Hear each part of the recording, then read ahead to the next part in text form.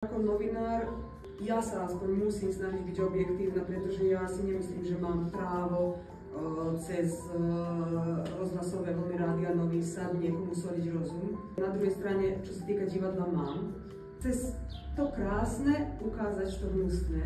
Tá Oda na rovinu bolo moje prvé predstavenie a vlastne prvý styk s tým divadlom vôbec. A potom už to šlo nejak.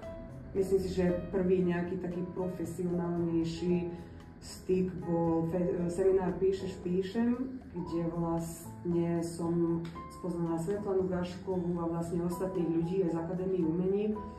A vlastne tak sa vlastne do môjho života dostala Akadémia umení a premýšľanie nad tou akadémiou. A potom už ďalšie predstavenie Petrovci, ktoré ma vlastne nadalo na rozmýšľanie, že študovať sa na tom. A ďalšia otázka, že čo by som ja v živote mohla študovať. Takže poď z divadla, hajde.